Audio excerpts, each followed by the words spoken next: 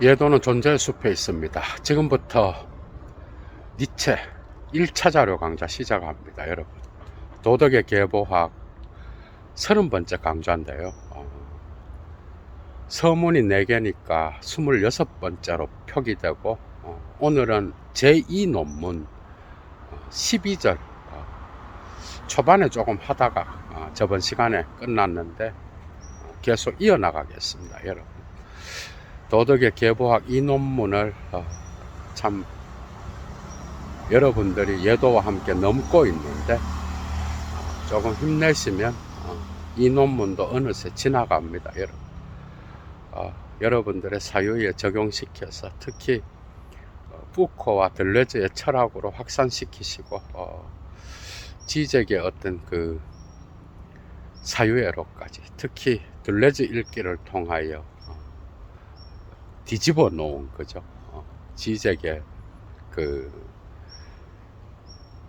신체 없는 기관에까지 도달할 수 있는, 예도가 이미 지적 강좌에서도 여러 편 해놨어요. 이미 여러분들 참조하시고요, 사유여행에 꼭 도움이 되시기를 바랍니다. 좋아요 잊지 마시고요. 그리고 예도 강좌의 클래스를 아시고 애청하시는 분들 가운데 여건이 되시는 분은 꼭 예도 TV를 후원해 주십시오. 이어나갑니다. 여러분, 자, wenn man die Nützlichkeit von irgendwelchen physiologischen Organ oder 블라블라 이렇게 나갑니다. noch so gut begriffen hat, so hat man damit noch nicht 이렇게 나갑니다.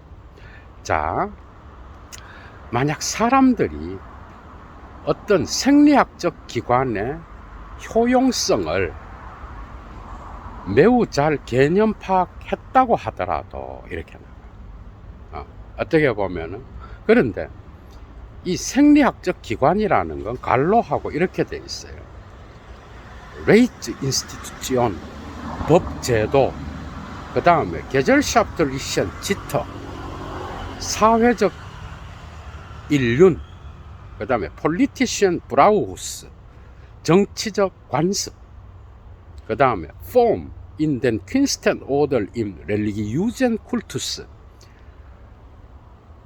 예술과 종교적 제의에 있어서의 어떤 형식, 이런 것들을 전부 다 생리학적 기관으로 지금 갖고 가고 있어요. 여러분, 누구 생각나요? 푸코도 나지만 들레즈가 가타리와 더불어서 안티오이디푸스와 청계의 고원에서, 그죠?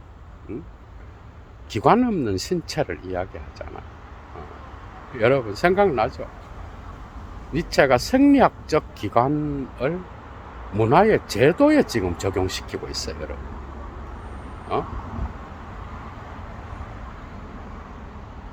그러니까 들레즈의 그 고성 올간스,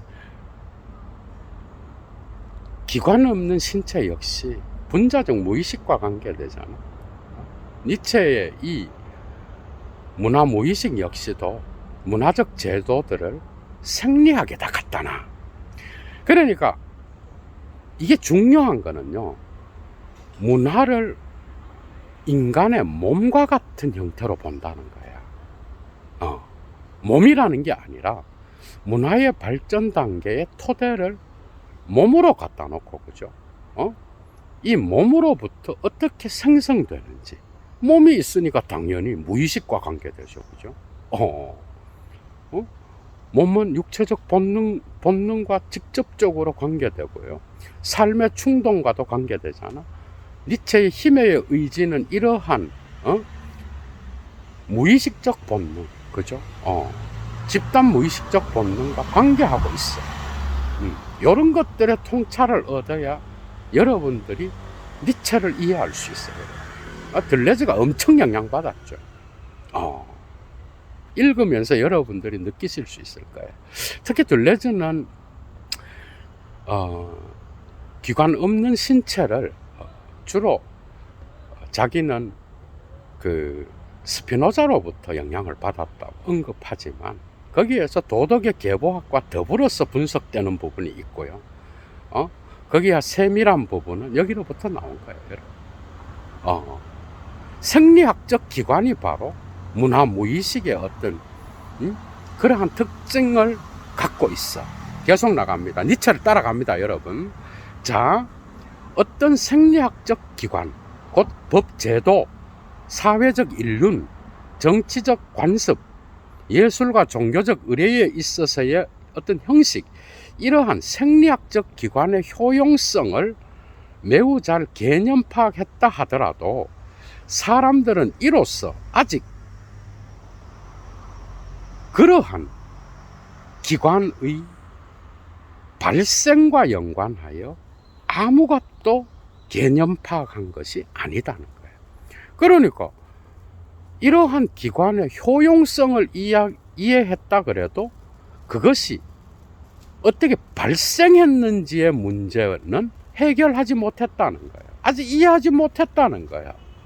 순진하게도 효용성을 이해했다는 것은 이것의 발생을 이해한 것은 다른 문제라는 거야, 니체는. 이제 이런 것들이 이제 니체의 독특성이겠죠, 계보학의, 그죠?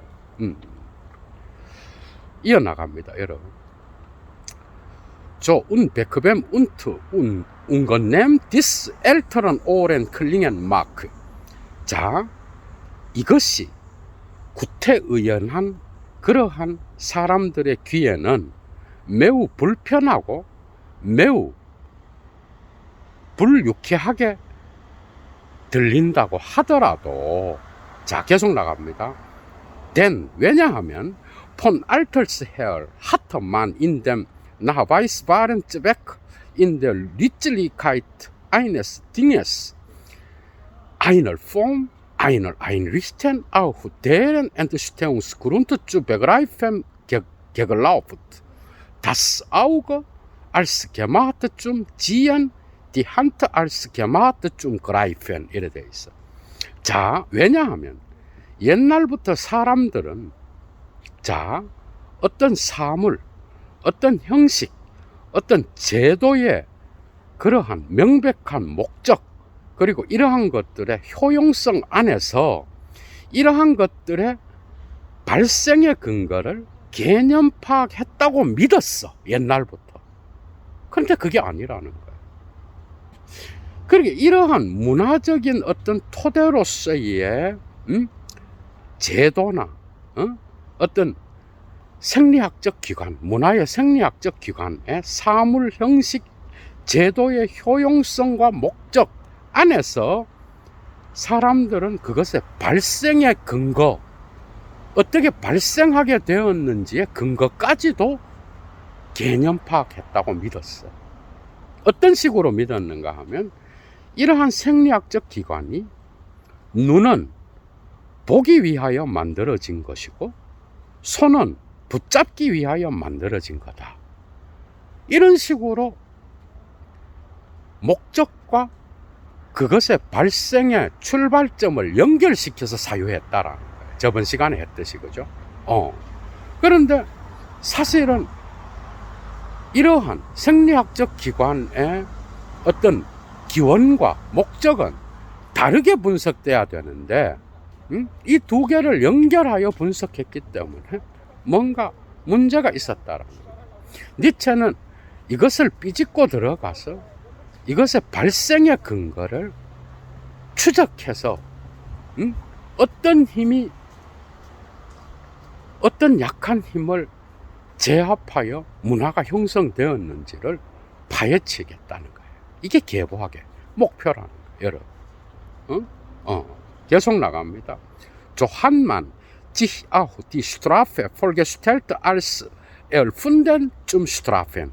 이와 같이 사람들은 또한 형벌을 벌을 주기 위해 고안된 것으로 생각했다는 거예요. 손은 붙잡기 위하여, 그 다음에 눈은 보기 위하여 만들어진 것처럼 형벌은 벌을 주기 위하여 만들어졌다. 너무 쉽죠, 그죠? 이렇게 나가면.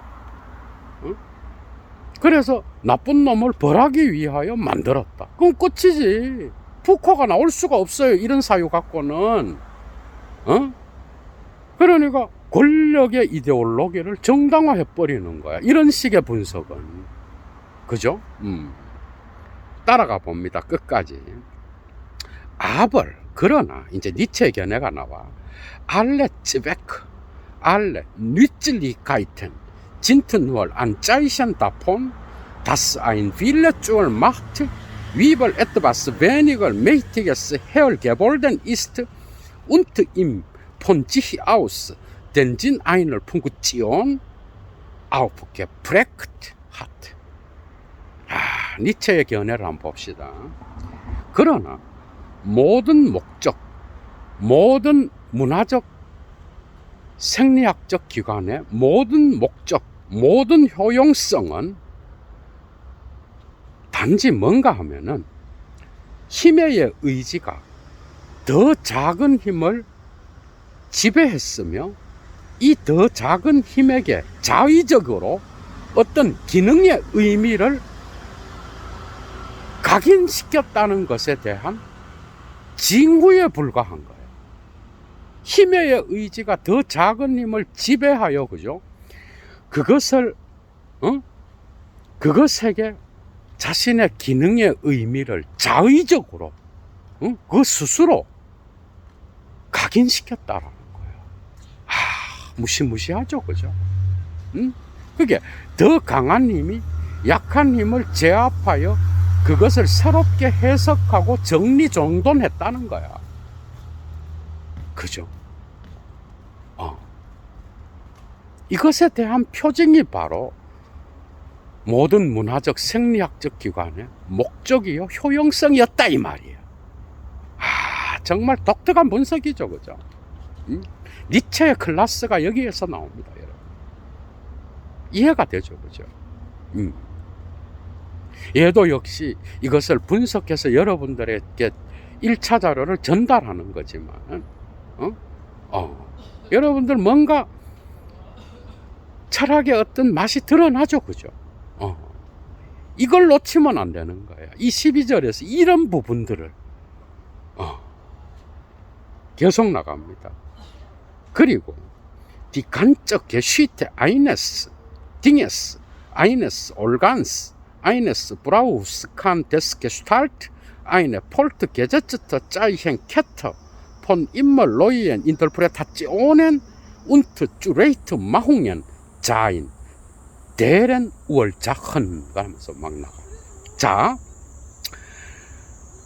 그리고 어떤 사물과 어떤 기관과 어떤 관습의 전체 역사는 이런 방식으로 언제나 새로운 해석과 언제나 새로운 정리정돈에 계속되는 기호의 사슬일 수 있는 거야. 푸코 냄새 나죠, 그죠?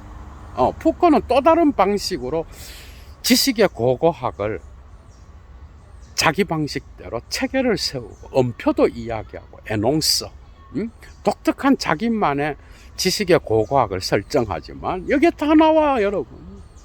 푸코 공부한 사람 놀랄 거예요. 자, 다시 합니다. 어떤 사물의 전체 역사, 어떤 기관의 전체 역사, 어떤 관습의 전체 역사는 이런 방식으로 언제나 새로운 해석들과 언제나 새로운 정리정돈의 계속되는 기호의 사슬일 수 있는 거야, 이게. 이해가 되죠? 이거는 문화의 어떤 그러한, 표지를 나타내는 기호겠죠, 그죠? 그런 사슬인 거예요. 더 큰 힘이 각 시대마다 새롭게 해석하고 정리정돈한 거야. 이 기관들은. 정말 독특하죠, 그죠? 계속 나갑니다. 그런데 deren Ursachen selbst unter sich nicht im Zusammenhang zu sein brauchen, vielmehr unter Umständen sich bloß zufällig hintereinander folgen und ablösen. 여러분 여기서 줄 빡빡 치면서 따라오셔야 돼요. 자, 근데 이러한 해석들과 이러한 정리정돈의 기원과 원인들 자체는 그 자기들 아래에서 자기들끼리 어떤 연관 안에 놓일 필요가 없는 거예요. 이해가 되죠? 그러니까 이러한 것들에 이러한 해석과 정리정돈의 원인이 있겠죠. 이 원인들은 어떤 연관 안에 묶여질 필요가 없는 거야. 연관될 수가 없는 거야. 여러분 여기서 그죠? 연관을 해서 서로 묶어서 통일적으로 해석할 필요가 없는 거예요. 이거는 할 수도 없는 거야.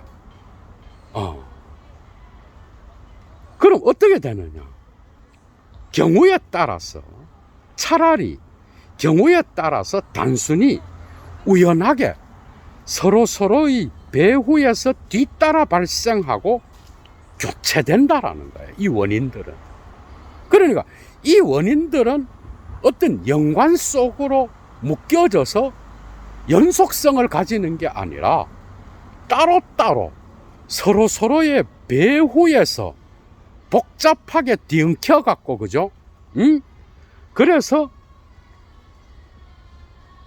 서로의 배후를 뒤따라서, 그죠?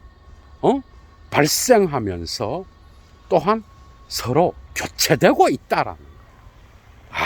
여러분, 이거 독특한, 그죠? 해석인 거예요. 그러니까 배후를 보겠다라는 거예요. 표면으로 보면은 연속성으로 연결될 수 있지만은 그 생리학적 기관의 저변에 흐르는 거죠. 이미지로 나타나지 않는 신체, 분자 무의식, 둘레즈에게서는 언제나 잠재태로서 작동하는 이 힘의 기원으로 올라갈 때는 이것은 결코 연관될 수 없는 거야. 부분 욕망 생각나시죠?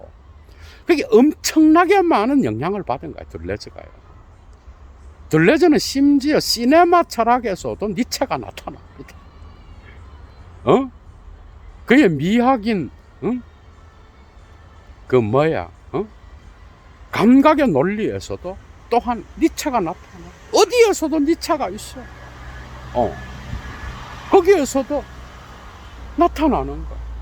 이 생리학적 기관, 문화 무의식으로서의, 그죠? 이 생리학적 기관은 그런 특징을 갖고 있는 거야. 그러니까 이 원인들, 새롭게 해석되고, 새롭게 독점되어서, 새롭게 정리정돈한 것의 원인들은 표면적으로는 연관 안에 놓일 수 있지만, 심층적으로 볼 때는 이것은 서로 복잡하게 뒤엉켜서 교체되고 있는 거야. 이것은 마치 데리다의 디세미나시옹하고도 연결될 수 있어요. 여러분, 해결을 해체하면서 산종을 이야기하잖아. 의미의 흩뿌려짐을 이야기하는 거야.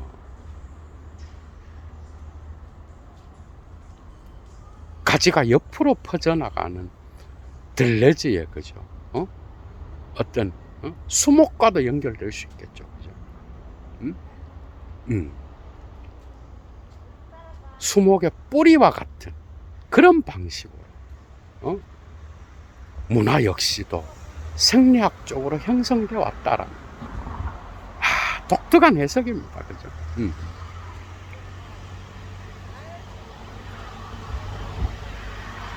계속 나갑니다, 여러분.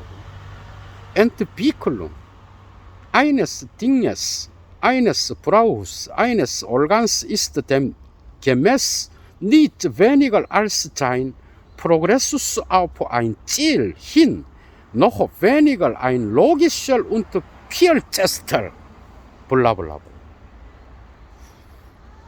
자, 그래서 어떤 사물의 발전과 어떤 관습의 발전, 그리고 어떤 기관의 발전은 따라서 결코 이러한 것들이 하나의 목표를 향하여 나아가는 진보가 결코 아니야.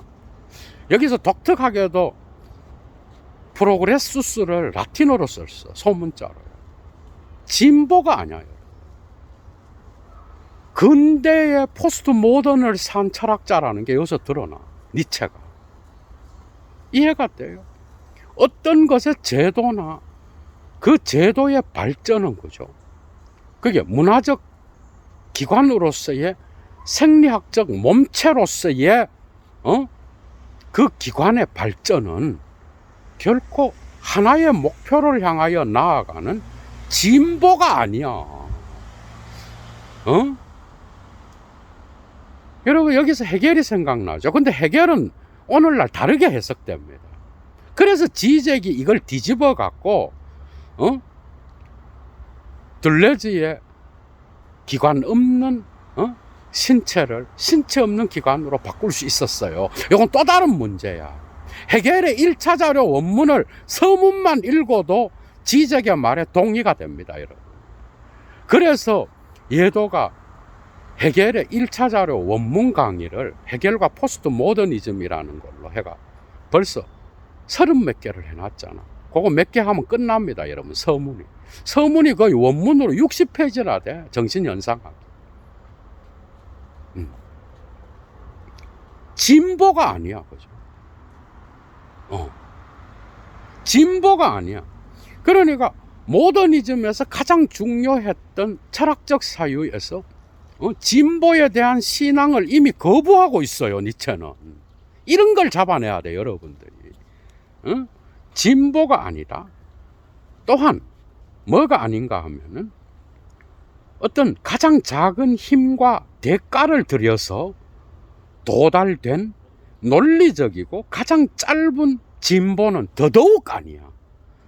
그러니까 어떤 문화적 기호의 생리학적 기관으로서 기관 없는 신체로서 형성된 거죠. 들레즈 냄새 나죠, 이제. 형성된, 우리가 볼 때는 이게 각각의 문화적 기관이야. 어떤 목표를 향하여 발전된 것 같아. 그런데 그런 게 아니라 이런 것들은 그렇게 표면적으로 보일 뿐인 거야. 그래서 가장 짧은 단위로 놓고도 이거는 진보가 아닌 거야. 진보가 아니라 단절된 거고, 서로 그 힘이 교체되는 거고, 서로 저항하는 거고, 서로 뒤엉켜 있는 거야. 힘의 충돌이. 여러분 재밌죠? 그래서 예도가 왜 이 12절이 중요하다는지 알겠죠? 니체의 사유의 형이상학의 정점을 볼 수 있어요, 여러분. 그럼 뭐냐? 오히려 줄치십시오. 뭔가 하면은 이런 게 아니라 존든 die aufeinander Folge von mehr oder minder tiefgehenden, mehr oder minder voneinander unabhängigen, an ihm sich abspielenden Überwältigungsprozessen 이래 되어 있어요. 블라블라. 자, 그럼 뭔가 하면은 다소 깊이에까지 미치며 다소 서로로부터 독립되어 있으면서, 그리고 이러한 기관이나 관습이나 사물 이런 것들에서 발생하는 그러한 제압의 과정이라는 거예요. 두 힘의 충돌을 통하여 나타나는, 그러나 더 큰 힘이 제압해가는 과정이라는 거예요. 권력과 지식 생각나죠? 푸꼬에 다르지만은 그 토대는 니체로부터 온 겁니다, 여러분. 그죠? 그러니까 다소 깊이에까지 미치면서 다소 서로로부터 독립되어 있어. 그 연속성이 없는 거야. 그러면서 이런 것들에서, 이런 기관, 사물, 그 다음에 관습에서 발생하는 제압의 과정의 연속인 거야. 그러니까 연속성이 아니라 단절된 것들이 덩어리로, 그죠? 따로따로 운동하는 거야. 이걸 봐야 된다는 거야, 니체는. 그 다음에 힌쭈게레히네테 여기에 덧붙여서 또 뭔가 하면은 다게겐 예데스만 이에 대항하여 매번 소모된 저항들이요. 그 다음에 방어와 반동을 목적으로 하여 시도된 형식의 변형들이요. 마지막으로는 아우디 레줄타트 겔룽엔을 게겐 악지오는 성공을 거둔 그러한 반대작용의 결과들입니다. 오히려 그러니까 여기서 연속성을 찾아서는 안 되는 이유를 니체는 지금 이야기하고 있습니다. 여러분 재미있죠? 줄 빡빡 치시고 따라오셔요. 그러니까 어떤 제도, 문화적 생리학적 기관으로서의 문화적 제도의 어떤 그 발전은 거죠. 계보학적 역사관으로 봐야 되는데 이 발전은 니체는 이렇게 말하고 있어. 깊이 있게 미치면서 서로 독립되어 있고 그 다음에 이런 것들에서 발생하는 제압의 과정의 연속이요. 두 번째는 이에 반대하여 매번 소모되는 저항들이요. 저항도 있겠죠. 그 다음에 방어와 반동을 목적으로 하여 시도된 형식의 변형들이라는 거예요. 그리고 성공을 거둔 반작용의 결과들이라는 거예요. 여러분들 그 1논문에서 선악의 저편에서 얼마나 좋은 것과 나쁜 것이 어떻게 선악으로 변형되어 가는지 그 역사를 파헤치잖아. 그거 생각하면 돼.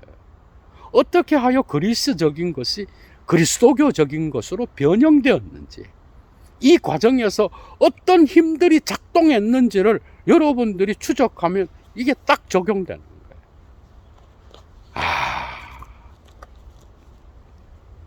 재미있죠, 그죠? 계속 나갑니다. 또 줄 치십시오. 이거 12절은 다 외워야 돼, 여러분들이. Die Form ist flüssig, der Sinn ist es aber noch mehr. 형식은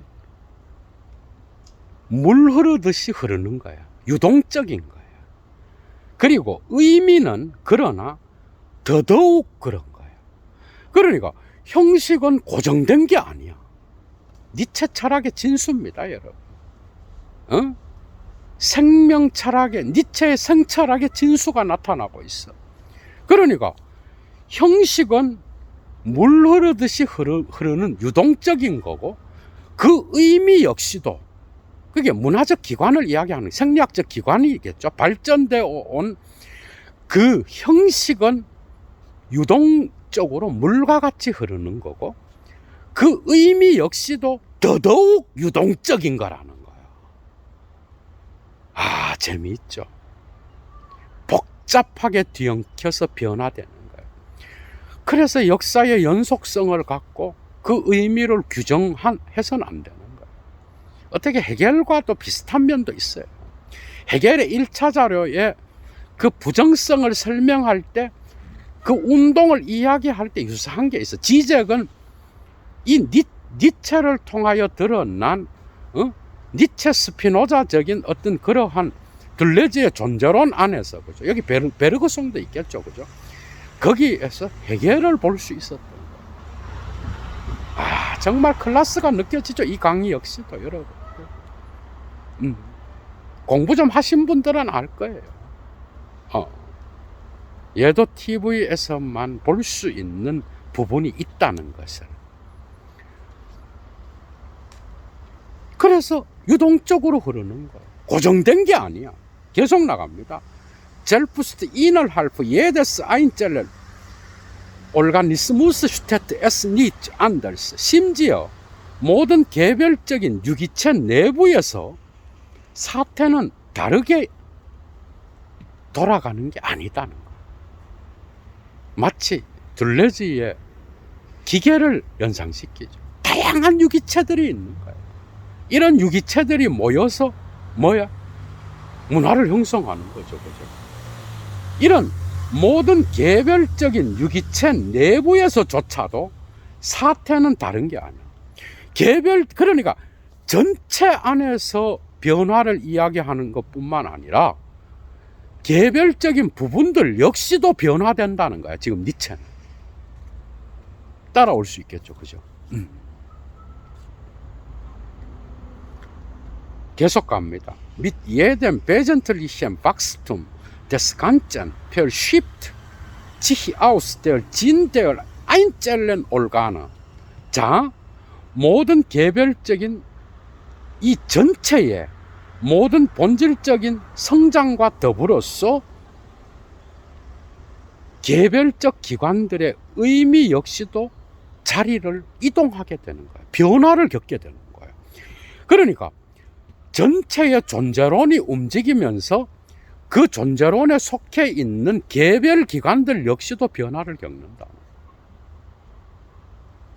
니체의 생성의 존재론이 얼마나 들레즈에게 영향을 미쳤는지 아시겠죠, 그죠? 그러니까 전체가 성장하면 이 개별 기관의 의미도 함께 변화되어 자리를 옮기게 된다는 거예요. 그래서 unter Umständen 경우에 따라서 kann deren teilweise zugrunde gehen deren Zahlverminderung ein Zeichen wachsender Kraft und Vollkommenheit sein 이래 되어 있어. 자, 경우에 따라서 이러한 개별적인 기관들의 부분적인 파괴와 이런 개별적인 기관들의 숫자의 어떤 줄어드는 것, 이런 것들은 성장하는 힘과 성장하는 완전함의 표지일 수 있는 거예요. 문화는 이런 식으로 성숙해 왔고 성장해 온 거야, 여러분. 그런데 갈로가 있어.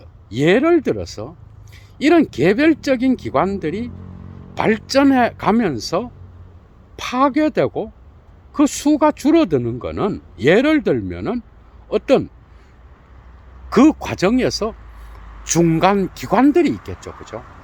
그 중간 부분들, 중간 구성 요소들이 파괴되면서 이런 현상이 나타나는 거예요. 무화돼 버려. 그러니까 더 큰 힘이 더 작은 힘을 잡아먹어 버려. 그래서 이 과정에서 어떻게 이것들이 잡아먹혀져서 생략되고 이 중간 과정이 어떻게 변화를 겪는지 보겠다는 거야, 니체는. 완전 다르죠, 그죠? 그러니까 해겔의 부정성에 머물러서 계속 그거를 까디집는 것 같은 느낌이 드는 거야, 니체는 지금. 지적의 눈으로 보자면요. 그래서 중간 과정에서 나타나는 이러한 사물의 문화적 사물의 발전 과정에서 중간 구성 요소가 작은 힘으로써 큰 힘에 의하여 잡아먹혀버려, 삭제되어버려. 이게 뭐죠? 해겔한테로 가면은 지향의 과정에서 나타나는 부정성이야. 부정과 보존이야, 그죠?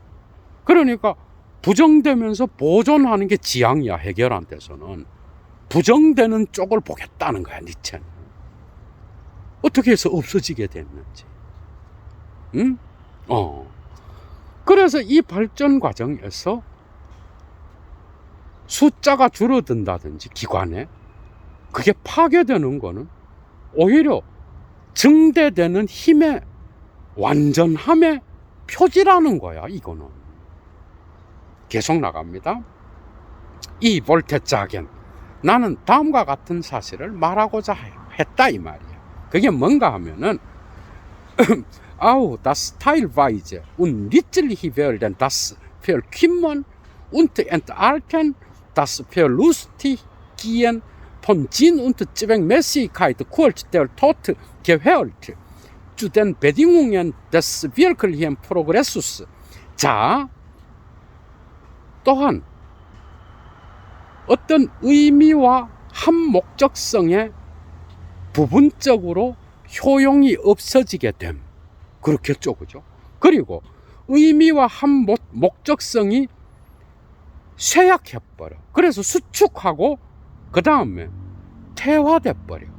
그리고 이러한 의미와 한 목적성이 상실돼버려. 마지막으로는 이러한 것들은 바로 죽음인데, 이 죽음은 현실적 진보의 조건에 속하는 거야.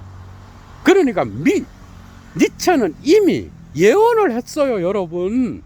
이 진보는 이런 약한 힘들을 희생시키고, 그죠? 제압하고 죽임을 통하여 수축하고 작은 힘들을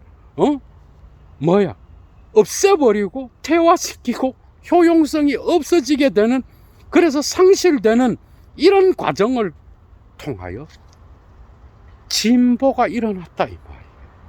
진보라고 하는 그 말의 배후를 보겠다는 거예요, 니체는.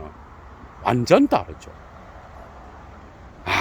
정말 니체의 사유의 독특성이, 그죠? 12절에서 확실히 드러납니다. 그러니까 근대의 계몽주의의 진보에 대한 믿음을 안 믿었어요, 니체는. 모더니즘 안에서 포스트 모더니즘을 산 게 니체예요. 여기에서 명백하게 드러나잖아, 여러분. 계속 나갑니다. 그런데 Als welcher immer in Gestalt eines Willens und Wegs zu größerer Macht erscheint und immer auf Unkosten zahlreicher kleinerer Mächte durchgesetzt wird. 이렇게 돼 있어. 자, 그런데 이 진보라는 것은 언제나 더 큰 힘으로 가는 그런 의지의 형태로, 그리고 더 큰 힘으로 가는 그러한 방법의 형태로 나타났으며, 그리고 무수한 더 작은 힘을 희생하여서야 관철된 거야. 이건 뭐 예도가 설명한 게 여기 또 설명되네. 부연 설명할 필요가 없는 거야. 진보는 뭐냐? 더 큰 힘이, 자기가 더 큰 힘을 만들어내기 위하여 나아가는 의지의 형태고, 그리고 방법의 형태인 거야. 더 큰 길로 나아가는 길인 거야. 길의 형태로서 나타났으며, 더 작은 힘을 희생하여서 관철되는 거야. 정말, 그죠? 이게 우리 문화라고. 이게 발터 베냐민이 어떻게 하여 문명 배후에 야만이 있었다라고 말할 수 있었는지 알겠죠, 여러분? 그 이전에 니체가 있었어요, 여러분. 그 니체는 영향을 안 준 철학자가 없어요. 오늘날도 그래, 오늘날도. 니체를 거쳐서 락강과 헤겔한테로 갔으면 지적이 좀 더 낫지 않았을까 싶은데, 가끔 니체의 사유를 흉내내면서 락강 헤겔을 붙잡고 있거든. 독특한 게 있어, 그죠? 나중에 지적 강좌가 한 20개가 넘는데, 예도가 계속 이어나갈 겁니다, 그것도. 자, 또 나가겠습니다, 여러분. 그래서 Die Größe eines Fortschritts bemisst sich sogar nach der Masse dessen, was ihm alles geopfert werden musste. 자, 진보의 크기는 바로 그 진보를 위하여 희생되어야 되었던 모든 것의 척도에 따라서 측정돼야 됩니다. 맞죠? 그러니까 문명의 진보는 뭐예요? 마르크스는 노동자로 봤다라는 거예요. 일리가 있죠, 여러분, 그죠? 그러니까 진보의 크기는 더 작은 힘이, 그죠? 희생됨을 통한 척도 속도에 따라서 측정돼야 되는 거야. 의역하면은. 그래서 진보 하지만은 그 진보가 누가 이뤘냐는 거야. 과연 이성만으로 진보가 일어나느냐는 거야. 코미디라는 거죠. 진보라는 개념에 의심의 해석학을 적용해서 산산이 망치로 다 부숴버리는 거야, 지금.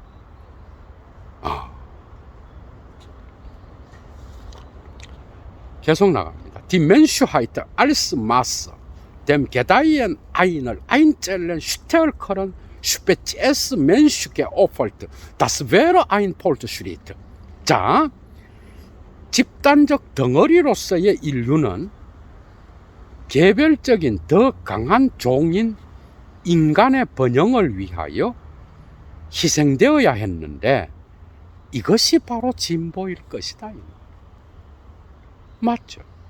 더 작은 인류의 힘을 더 강한 인간의 종이 희생시켜서 지배하면서 문명과 그죠? 진보를 이루어냈다 이 말이에요. 이게 진보라는 거예요. Ich habe diesen Hauptgesichtspunkt der historischen Methodik hervor, umso mehr als im Grunde dem gerade herrschenden Instinkt und Zeitgeschmack entgegengeht, welcher lieber 블라블라블라. 자, 나는 역사적 방법론의 이러한 주요 관점을 강조하려고 해요.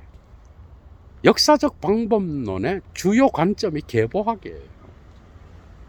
왜 그런가 하면은 이러한 역사적 방법론의 주요 관점은 근본적으로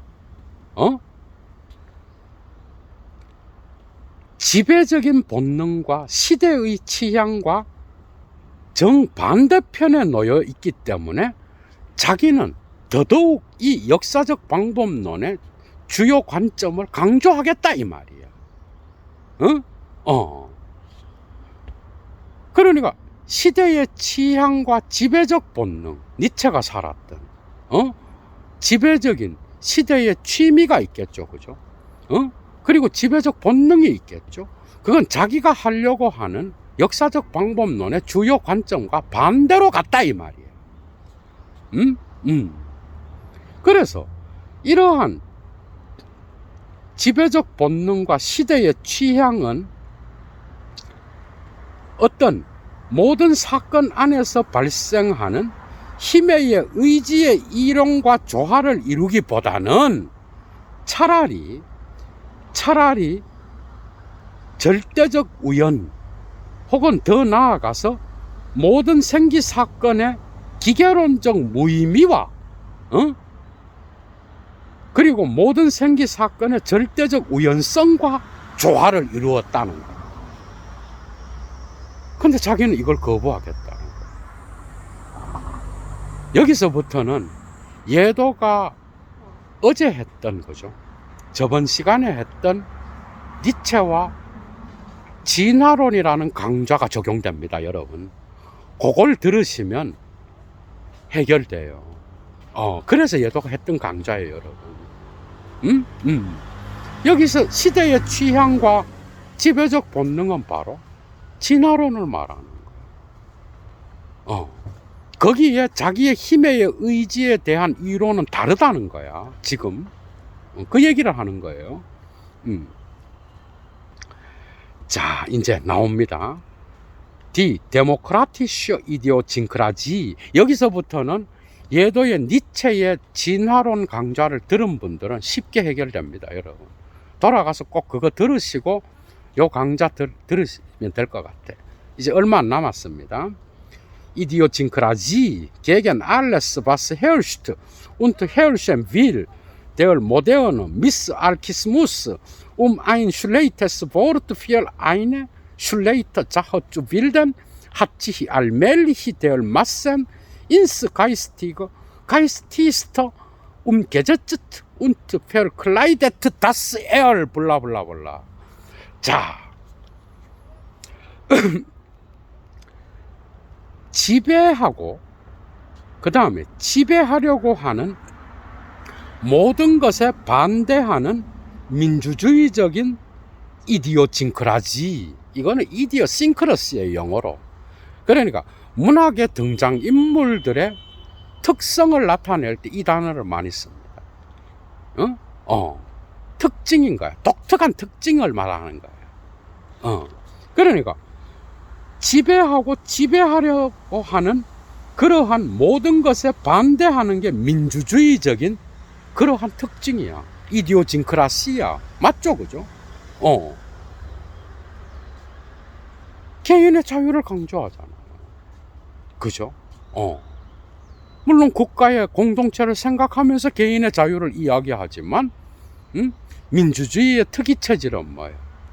이디오징크라지는 뭐예요? 특징은 지배하고 지배하려고 하는 그런 정부에 저항하는 거예요, 여러분. 민주주의에서 정부는 지배권을 갖고 있는 게 아니에요. 국민으로부터 권리를 위임받은 거야, 그죠? 일체는 이걸 왜 까는지 한번 봅시다. 이 민주주의의 특징, 지배하려고 하는 것을 싫어하는 것.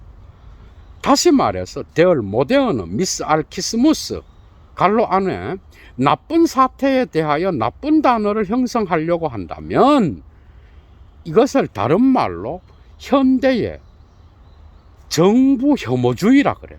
지배하려고 하는 기관에 대하여 혐오를 갖고 있는 걸 미스 알키스무스라 그래. 그러니까 정부 혐오주의예요. 지배자에 대한 혐오주의라고. 이게 바로 민주주의의 특징인데, 이것은 자, 점차적으로 정신적인 것과 가장 정신적인 것으로 옮겨져서 위장되었어. 오늘날 니체의 시대에 위장되었는데, 그러한 정부에 대한 혐오주의, 민주주의적인 그러한 특이성은 오늘날 점차적으로 이미 가장 엄밀하고 외관상 가장 객관적인 학문 속으로 침투해 가고 있으며, 침투하는 것이 허용되었어. 그게 뭔지 알아요? 다윈과 스펜서와 그 다음에 뭐예요? 헉슬리의 진화론을 말하는 거예요.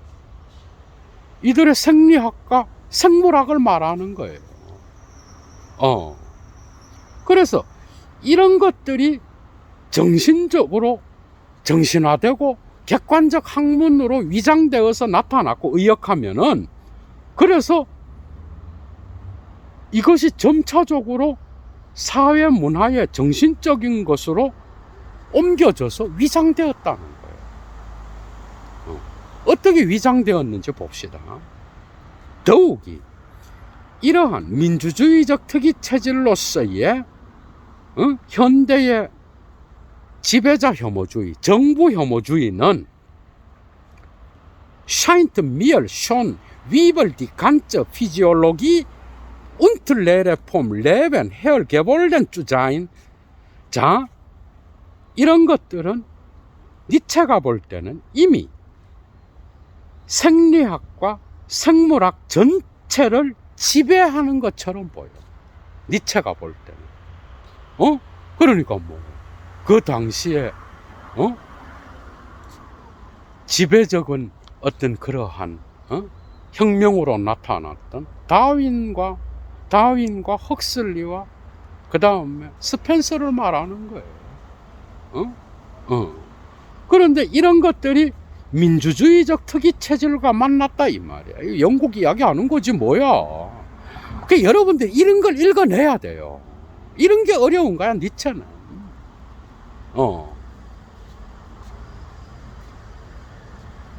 그런데 이게 왜 해가 되는가 하면은 zu ihrem Schaden wie sich von Selbstverständlichkeit in dem ihr einen Grundbegriff der eigentlichen Aktivität eskamotiert hat. 이렇게 되어 있어. 자, 이게 왜 해가 되는가 하면은 이런 것들이 이러한 민주주의적 특이 체질이 생물학에도 침투했다는 거야. 진화론에 침투했다라는 거야.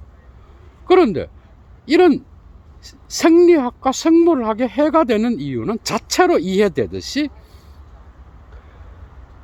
그 특이체질, 민주주의적인 그러한 특징으로서의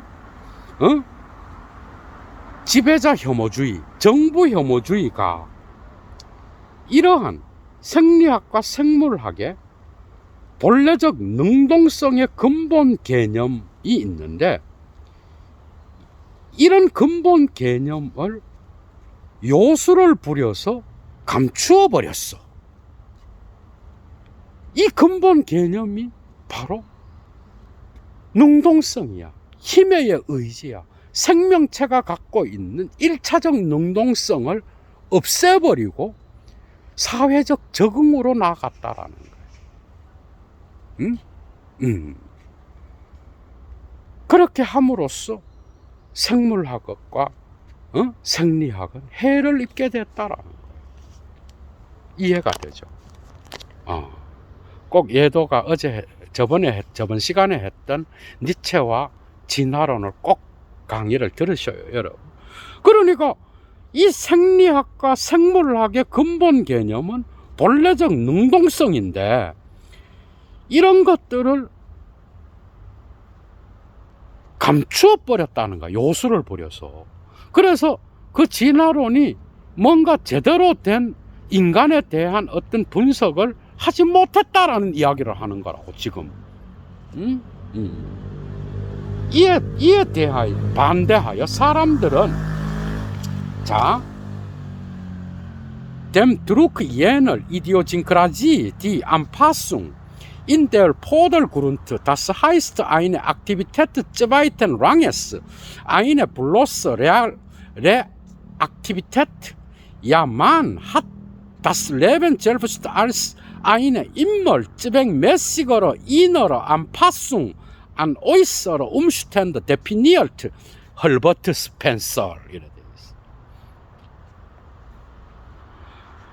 자, 이와는 반대로, 이에 대항하여 사람들은 저 민주주의적인 특이체질, 특징의 압력 아래에서 적응이라고 하는 개념을 정경으로 세웠다는 거예요. 앞으로 중요한 것으로 앞으로 제시했다 이 말이에요. 적응, 적자생존, 자연선택, 이런 개념 이야기하는 거예요. 이 적응이라는 거는 앞으로 제시하고 중요한 것으로서 정경 앞으로 세웠는데, 이건 뭔가 하면 2차적 계열의 능동성인 거예요, 이거는. 그러니까 1차적 계열의 능동성을 희생하여 2차적 계열의 능동성인 뭐야? 적응이라는 것을 강조하게 됐다 이 말이에요. 그건 바로 민주주의적인 그 특징 때문에 이렇게 나갈 수밖에 없었다. 그게 헐버트 스펜서다 이 말이에요. 근데 이거는 능동성이 아니라 2차적 계열의 능동성은 단순한 반동성이야. 니체한테서 힘의 의지는 1차적 계열의 능동성인데, 헐버트 스펜서가 주장하는 그 적응, 적자생존의 그 적응이라는 개념은 뭐야? 2차적 계열의 능동성인 거야. 그러니까 이 능동성은 단순한 능동성이 아니라 단순한 반동성이요. 그래서 사람들은 생명 자체를 점점 더 한목적적인 쪽으로, 외적 환경에다가 내적으로 적응해 가는 것으로서 생명을 정의를 내렸다 이 말이에요. 그러니까 뭐야? 생명, 1차적인 능동성인 힘의 의지를 점점 희생하여 사회적 유기체에 적응해 가는 그런 것으로 바꾸어 버림으로써 2차적 능동성인 이 반동성을 강조하게 됐다는 거예요. 이렇게 됨으로써 인간의 사회적 구조 전체를 이루는 문화적 생리학을 제대로 다룰 수 없게 됐다 이 말이에요. 재미있죠, 그죠? 거의 다 왔습니다. 그래서 헐버트 스펜서는 외적 환경에다가 내적으로 적응하는 것. 그래서 생명체의 발전은 진화되는 것이요. 인간의 어떤 사회 역시도 이런 방식으로 개인들이 내적으로 한목적적으로 외적 환경에 맞추어 나가면서 사회와 공동체가 형성돼 나가고 진화돼 나간다. 이게 진보다. 웃기는 얘기 하지 말아라 이 말이에요. 니체. 이해가 되죠, 여러분. 자, 근데 이제 어떻게 되어가는지 봅시다. Damit ist aber das Wesen des Lebens verkannt, sein Wille zur Macht. 이로써 그러나 생명의 본질이 오도되게 됐어. 잘못 인식되게 됐어. 오해되게 돼버렸어. 곧 이 생명의 힘의 의지, 삶의 본질, 이게 니체가 중요하게 생각하는 거야. 이게 오인되게 돼버렸다는 거야. 이렇게 됨으로써 헐버트 스펜서 때문에. 그리고 Damit ist der prinzipielle Vorrang überziehen denn die spontanen, angreifenden, übergreifenden, neu auslegenden, neu richtenden und gestaltenden Kräfte haben, auf deren Wirkung erst die Anpassung folgt. 자, 이로써 자발적이고 공격적이면서 침해적인, 그리고 새롭게 해석하면서 새롭게 방향 잡고 새롭게 형성되어 나아가는 이 힘들이 소유하고 있는 원칙적인 우위가 강화되게 돼버렸어.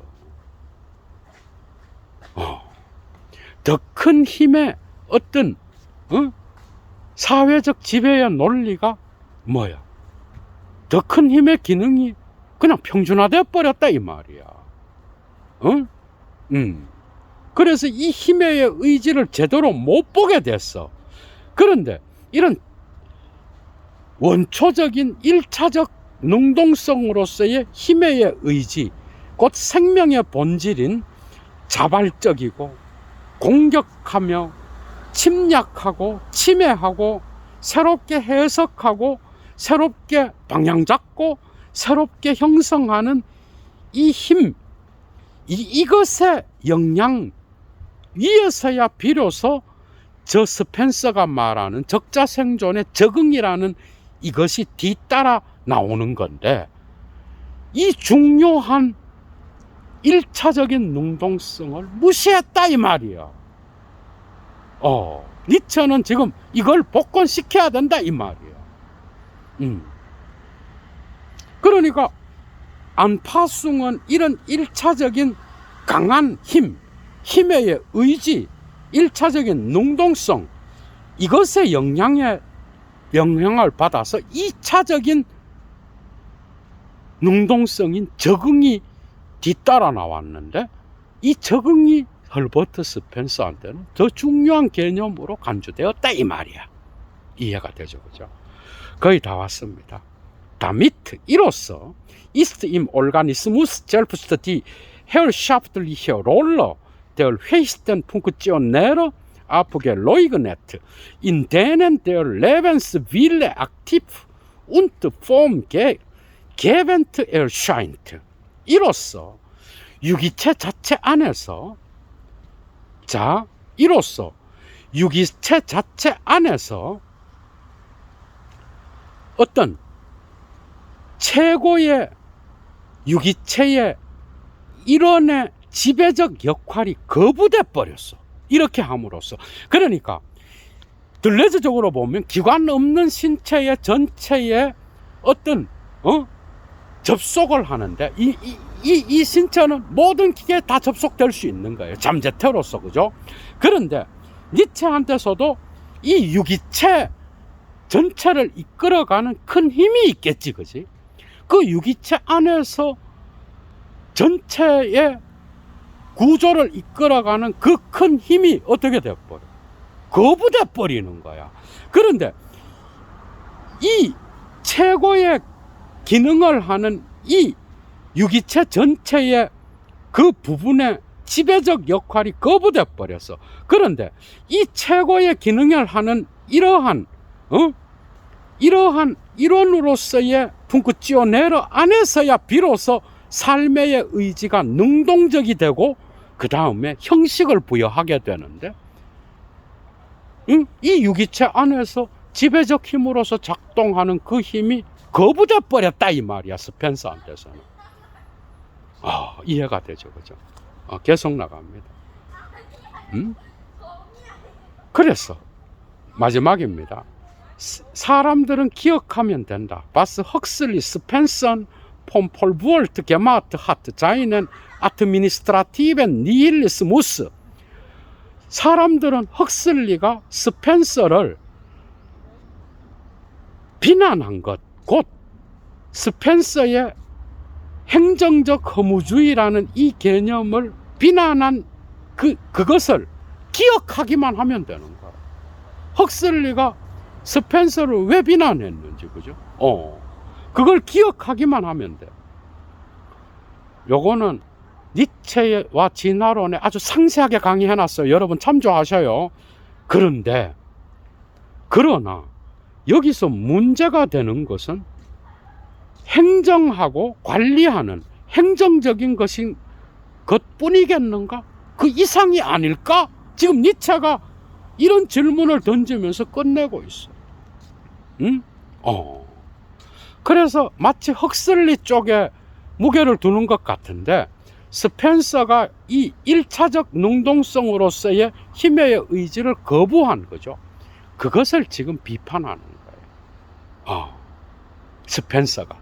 그리고 헉슬리의 이름을 빌려서 헉슬리가 스펜서를 비판한 그 근거를 갖고 이야기하는 거예요. 그 행정적 허무주의. 헉슬리가 괜히 비판했겠는가? 그리고 그 비판하는 이유가 뭐겠는가? 단지 행정적 이유이겠는가? 니체는 다르게 본다는 거야. 다르게 나가겠다는 거야. 니체는 헉슬리의 어떤 진화적 윤리학에도 동의하지 않습니다. 다르게 나갑니다. 니체는 일단 진화에서 말하는 진보를 거부해버려요. 지금 봤잖아, 여기서. 진보라는 개념을 거부해버려요. 예도 강의 마칩니다. 30번째였습니다, 여러분. 서문 빼고 29번째. 마침내 12절이 끝났습니다, 여러분. 다음 시간에 13절로 나갈게요. 여러분들도 대단합니다, 여러분. 열정이. 지금까지 강의 들으신 분들. 건강하십시오. 주스!